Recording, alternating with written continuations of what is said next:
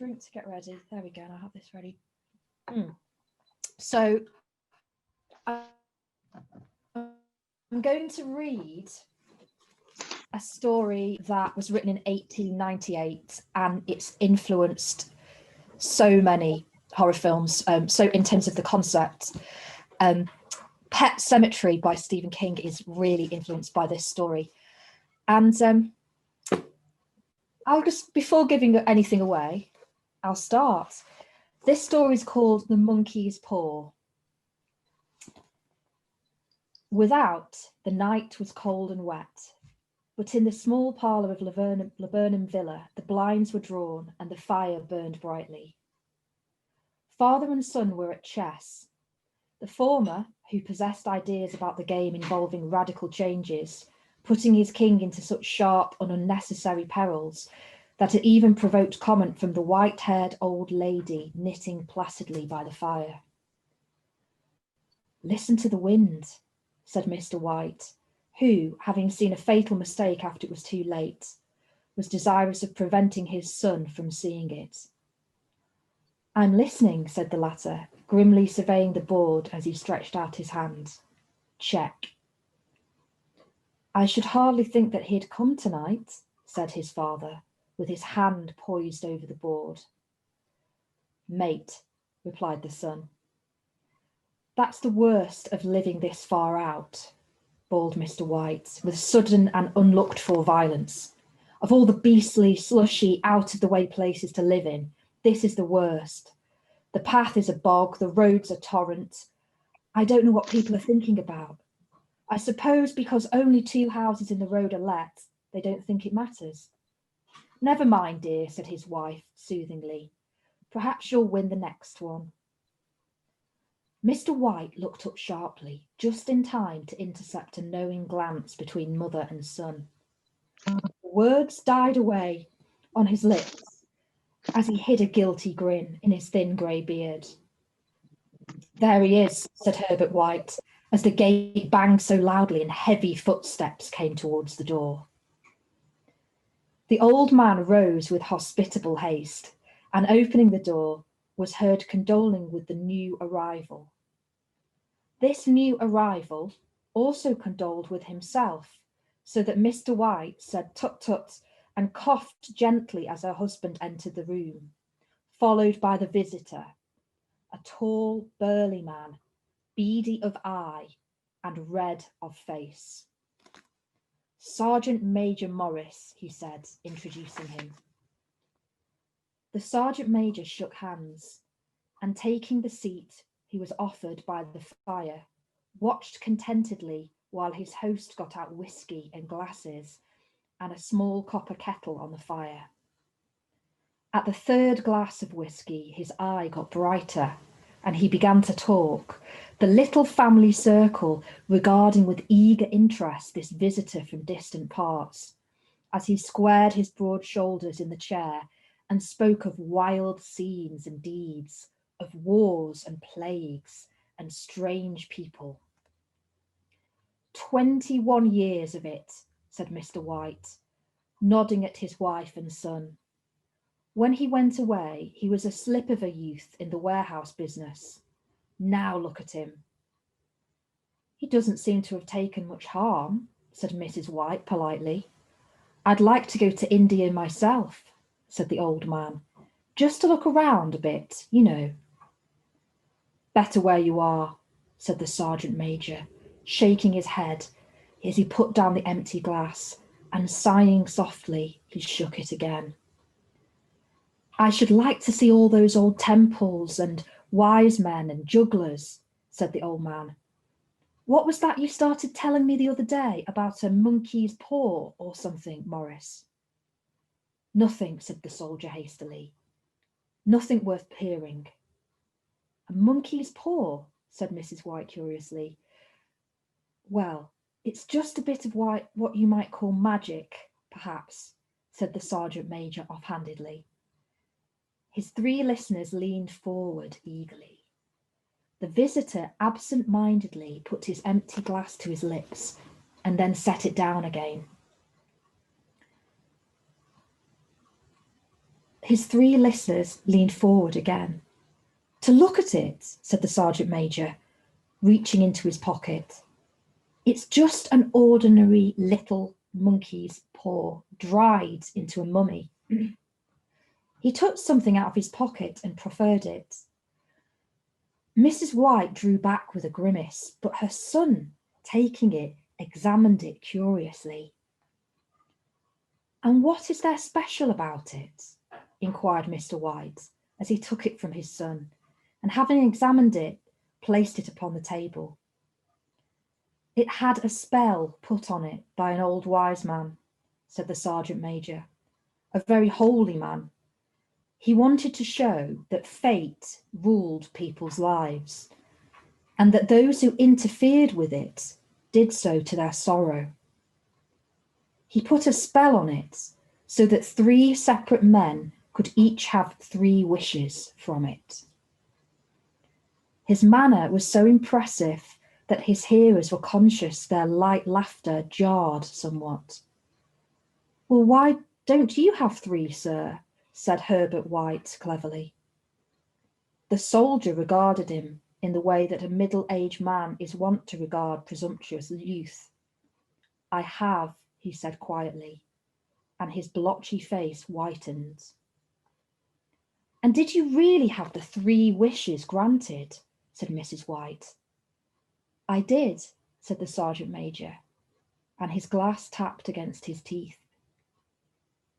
And has anyone else wished? Persisted the old lady. The first man had his 3 wishes, yes, was the reply. I don't know what the first 2 were, but the 3rd wish was for death. That's how I got the paw. His tones were so grave that a hush fell upon the crowd. If you've had your 3 wishes, it's no good to you now then. Is it, Morris? Said the old man at last. What do you keep it for? The soldier shook his head. Fancy, I suppose, he said slowly. I did have some idea of selling it, but I don't think I will. It has caused enough mischief already. Besides, people won't buy. They think it's a fairy tale, some of them, and those who do think anything of it want to try it first and then pay me afterwards. If you could have another 3 wishes, said the old man, eyeing him keenly, would you have them? I don't know. I don't know. He took the paw and, dangling it between his forefinger and thumb, suddenly threw it upon the fire. Mr. White, with a sharp cry, stooped down and snatched it off the flames. You better let it burn, said the soldier solemnly. If you don't want it, Morris, said the other, give it to me. I won't, said his friend doggedly. I threw it on the fire, and if you keep it, don't blame me for what happens. Pitch it on the fire again like a sensible man. The other shook his head and examined his new possession closely. How do you do it? He inquired. Hold it up in your right hand and wish aloud, said the sergeant major. But I warn you of the consequences. It sounds like the Arabian Nights, said Mrs. White, as she rose and began to set the supper. Don't you think you might wish for 4 pairs of hands for me? Her husband drew the talisman from his pocket, and all 3 burst into laughter as the sergeant major, with a look of alarm on his face, caught him by the arm. If you must wish, he said gruffly, wish for something sensible. Mr. White dropped it back into his pocket and placed chairs, motioning his friend to the table. In the business of supper, the talisman was partly forgotten, and afterwards the 3 sat listening in an enthralled fashion to the second part of the story of the soldier's adventures in India. If the tale about the monkey's paw is not more truthful than those he's been telling us, said Herbert, as the door closed behind him, their guest, just in time to catch the last train, we shan't make much of our monkey's paw story. Did you give him anything for it, father? Inquired Mr. White, regarding her husband. A little bit, he said. He didn't want it, but I made him take it. And then he pressed me again to throw it away. Not likely, said their son with pretended horror. Why, we're going to be rich and famous and happy. Wish to be an emperor, father, to begin with, and then you can't be henpecked. He darted round the table, pursued by his mother. Mr. White took the paw from his pocket and eyed it again. I don't know what to wish for, and that's a fact. It seems to me I've got all I want. If you only paid off the house, you'd be quite happy, wouldn't you? Said Herbert. Well, wish for £200 then, and that's just enough. His father, smiling at him with his own credulity, held up the monkey's paw as his son, with a solemn face, somewhat marred by the wink at his mother, sat down at the piano and struck a few impressive notes. I wish for £200, said the old man distinctively. A fine crash from the piano greeted the words, interrupted by a shuddering cry from the old man. His wife and son ran towards him. It moved, he cried, with a glance of disgust at the object as it lay on the floor. As I wished, it twisted in my hand like a snake. Well, I don't see the money, said his son, as he picked it up and placed it on the table, and I bet I never shall. It must have been your imagination, father, said his wife, regarding him anxiously. He shook his head. Never mind, though. There's no harm done, but it gave me a shock all the same. They sat down by the fire again while the two men finished their pipes. Outside, the wind was louder than ever, and the old man started nervously at the sound of a door banging upstairs. A silence unusual and depressing settled upon all three, which lasted until the old couple rose to retire for the night. I expect you'll find the cash tied up in a big bag in the middle of your bed, said Herbert, as he bade them good night, and something horrible squatting up on top of the wardrobe, watching you as you pocket your ill-gotten gains. He sat alone in the darkness, gazing at the dying fire and seeing faces in it. The last face was so horrible and so ape-like that he gazed at it in amazement. It got so vivid that with a little uneasy laugh, he felt on the table for a glass containing water to throw on it. His hand grasped the monkey's paw, and with a little shiver, he wiped his hand on his coat and went up to bed. Just a pause for a moment while I have a little drink. Is the sound okay so far, Chris? Yeah, it's fine. Absolutely fine, yeah. Excellent. So it sounds like everyone's totally engrossed, so I'll carry on. In the brightness of the wintry sun next morning, as it streamed over the breakfast table, he laughed at his fears. There was an air of prosaic wholesomeness about the room, which it had lacked on the previous night, and the dirty, dishevelled little monkey's paw was pitched on the sideboard with a carelessness which betokened no great belief in its virtues. I suppose all old soldiers are the same, said Mrs. White. The idea of our listening to such nonsense. How could wishes be granted in these days? And if they could, how could £200 hurt you, father? It might drop on his head from the sky, said his frivolous son. Morris said the things happened so naturally that you might think it was coincidence. Well, don't break into the money before I come back, said Herbert as he rose from the table. I'm afraid it'll turn you into a mean, avaricious old man, and we'll have to disown you.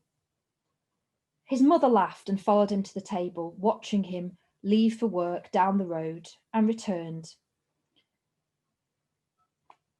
Herbert will have some more of his funny remarks, I expect, when he comes home, as they sat at their lunch. I dare say, said Mr. White, pouring himself some beer. But for all that paw moved in my hand, and I'll swear to it. You thought it did, said the old lady soothingly. I say it did, said the other. There was no thought about it. What's the matter?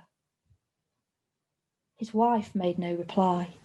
She was watching the mysterious movement of a man outside, who, peering in with an undecided fashion at the house, appeared to be trying to make up his mind to enter.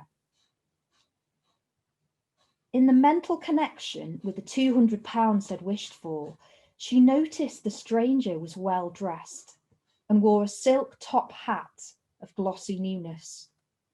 3 times he paused at the gate and then walked on again.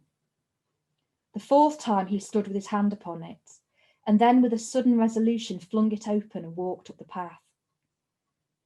Mrs. White at the same moment placed her hands behind her and hurriedly unfastened the strings of her apron and put that useful article of clothing behind a cushion on her chair. She brought the stranger, who seemed ill at ease, into the room and gazed at her furtively. He gazed at her furtively and listened in a preoccupied fashion as the old lady apologised for the appearance of the room. She then waited as patiently as she could for him to broach his business, but he fell strangely silent. I was asked to call, he said at last, and stooped and picked a piece of cotton from his trousers. I come from the factory Moore and Meggins. The old lady started. Is anything the matter? She said breathlessly. Has anything happened to Herbert? What is it? What is it? Her husband interposed. There, he said hastily. Sit down and don't jump to conclusions. You've not brought bad news, I'm sure, sir. The visitor looked down. I'm sorry. Is he hurt? Demanded the mother wildly. The visitor bowed in assent. Badly hurt, he said quietly, but he is not in any pain. Oh, thank God, said the old woman, clasping her hands. Thank God for that.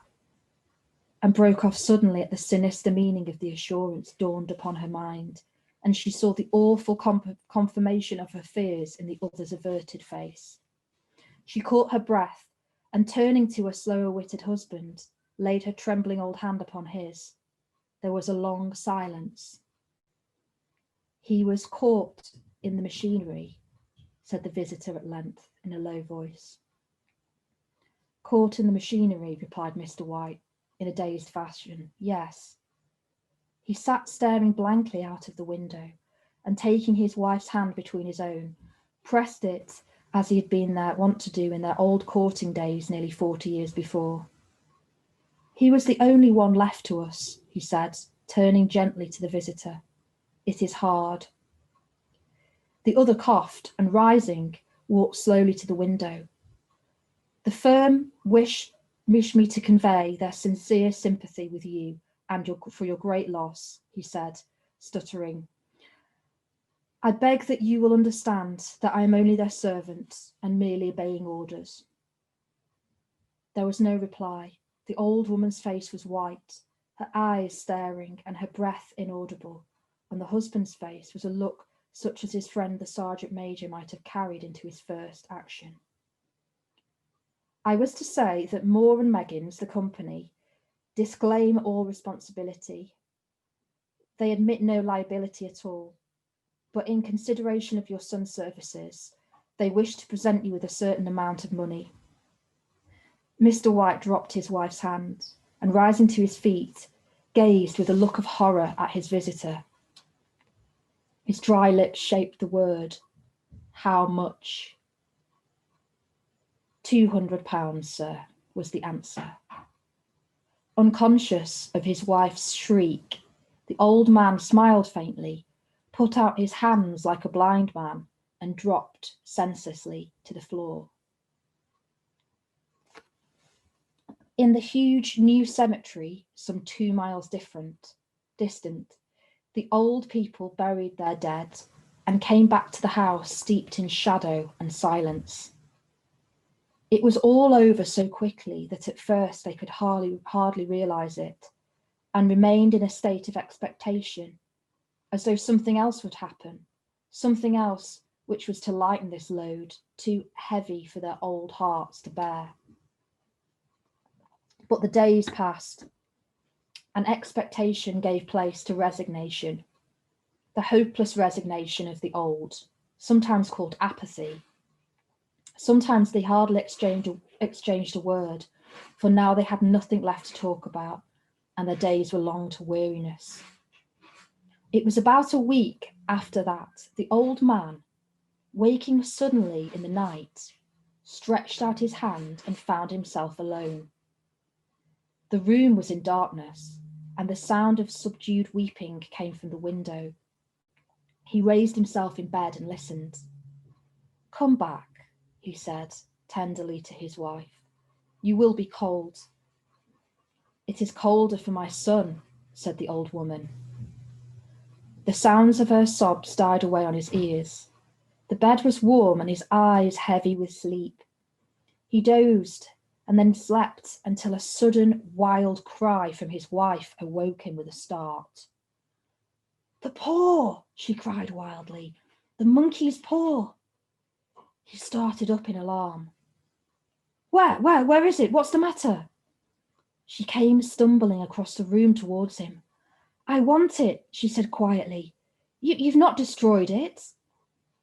"It's downstairs in the kitchen," he replied, marvelling. "Why?" She cried and laughed together, and bending over, kissed his cheek. "I only just thought of it," she said hysterically. "Why didn't I think of it before? Why didn't you think of it?" "Think of what?" he questioned. "The other 2 wishes," she replied rapidly. "We've only had one." "Was that not enough?" he demanded. "No, we'll have one more. Go down and get it quickly and wish our son alive again." The man sat up in bed and flung the bedclothes from his quaking limbs. "Good God, you are mad," he cried aghast. "Get it," she panted. "Go and get it and wish. Oh, my boy, my boy." Her husband struck a match and lit the candle. "Get back to bed," he said unsteadily. "You don't know what you're saying." "We had the first wish granted," said the old man. "Why not the second?"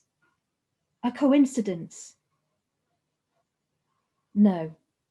Go and get it and wish," cried his wife, quivering with excitement.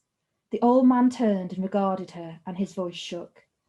"He has been dead 10 days. And besides, I would not tell you else, but I could only recognize him by his clothing. If he was too terrible for you to see then, how now?"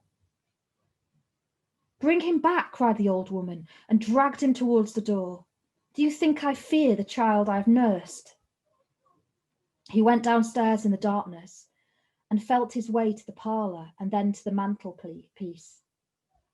The talisman was in its place, and a horrible fear that the unspoken wish might bring his mutilated son before him, here he could escape the room, seized upon him, and he caught his breath as he found he had lost the direction of the door.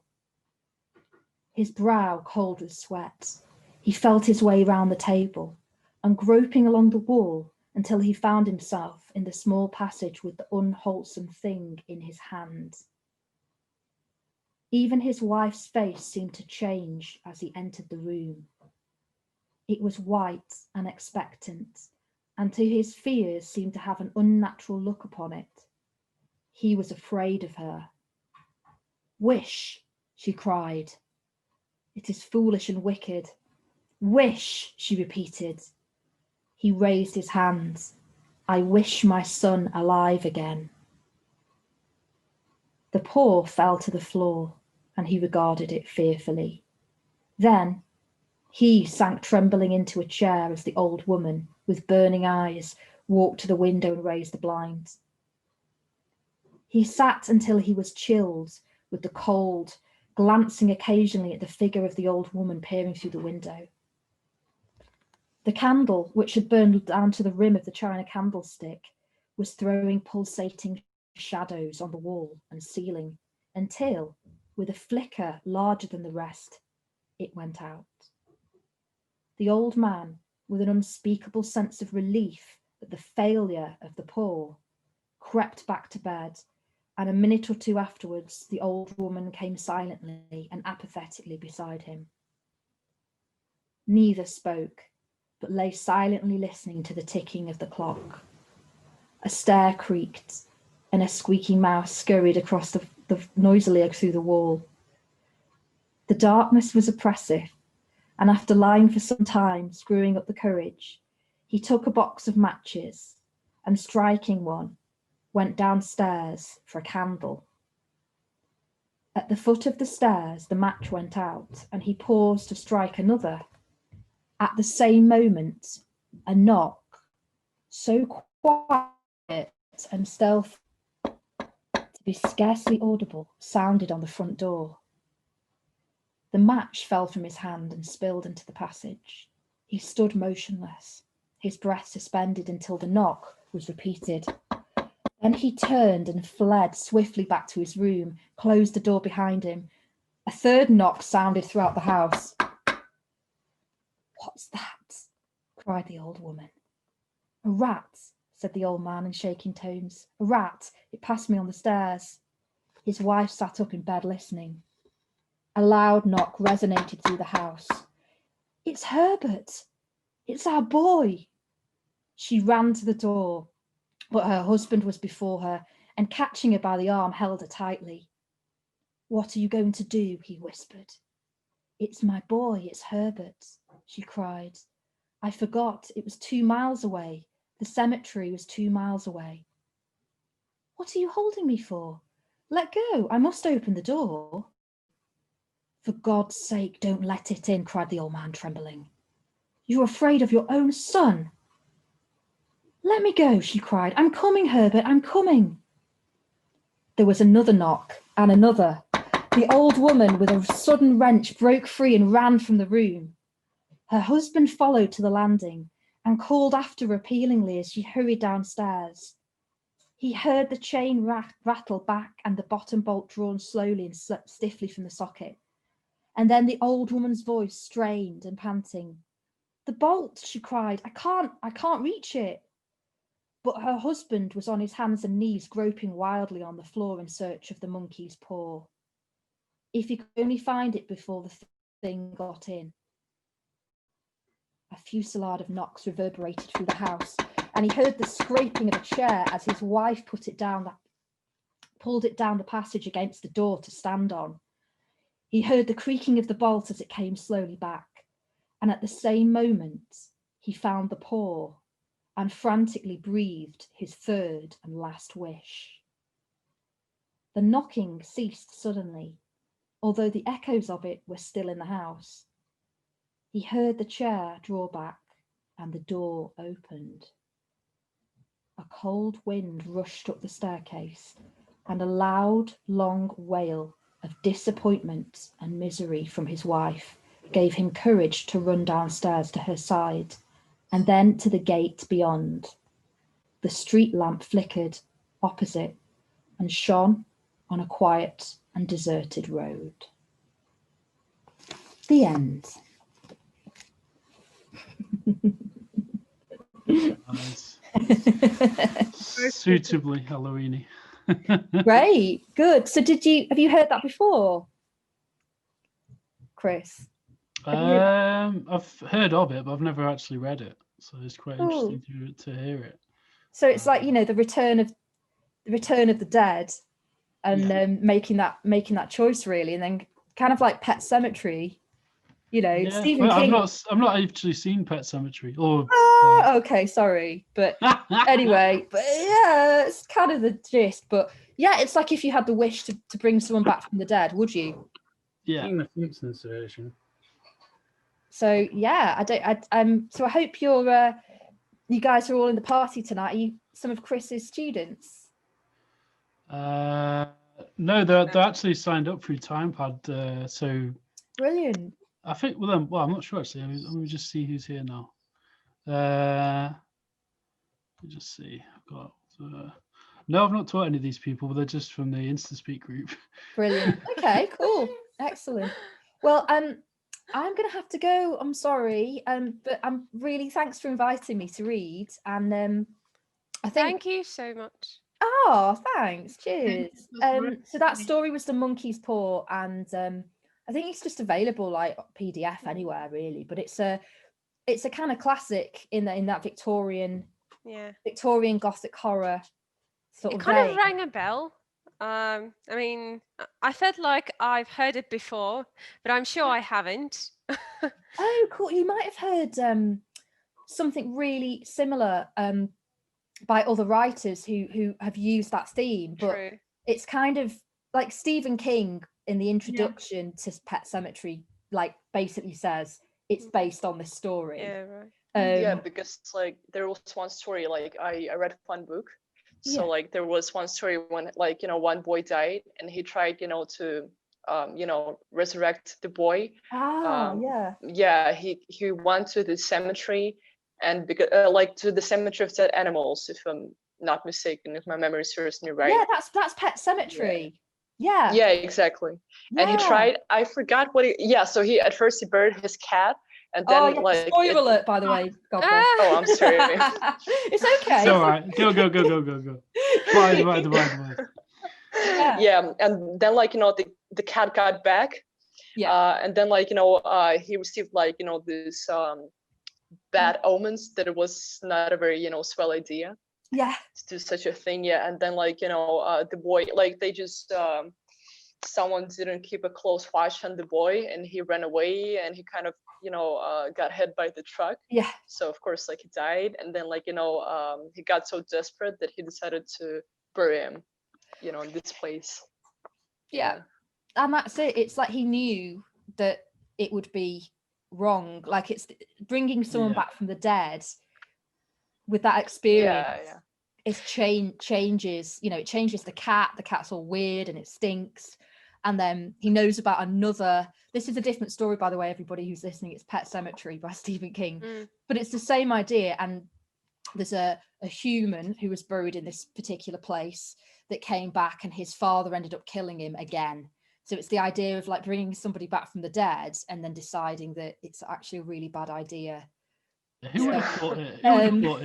I was expecting the son not to get out because he was buried. I mean, in that story you were reading, he was buried. How did he get out? I know, I actually thought he would die the second time. Oh, wow. Would he be able to get out? That's a brilliant idea. I've never. That's what I was expecting. Amazing. I've never thought of that. You know, I've read that story so many times, and I've never thought of that. That's really gothic. Excellent. Thank you. Thank you for your reading. Oh, great. Well, I'm sorry I can't stay. I enjoyed it so much. Oh, good. That's good. Whoops, just knocked my skull off. There we go. It's not real. Or is it? Is he alive? Yeah. Have a great night, and I hope you enjoy Mike Chisholm, who's a good friend of mine from just up the road in the UK, and obviously Chris, and I think you've got Daniel joining you as well. So I've got a little baby, so I'm going to have to go because she's been here the whole time and hasn't cried while I was reading. Little Luna. She's awake and looking at me now, but hello. But yeah, she's been just quiet listening. So yeah, I'll better. But have a great night. Happy Halloween, everybody. Thank you. Bye. Happy Halloween. Have a good day. Great. Thanks. See you in a bit, Becca. Thanks for doing it. Bye. That's raising a child gothic style. That's bedtime reading, you know, Edgar Allan Poe and stuff like that. The child is not afraid of anything. Yeah, very true. Actually, that's the best way to make a kid not scared, is to just expose it to all the scary stories at an early age. Cool. So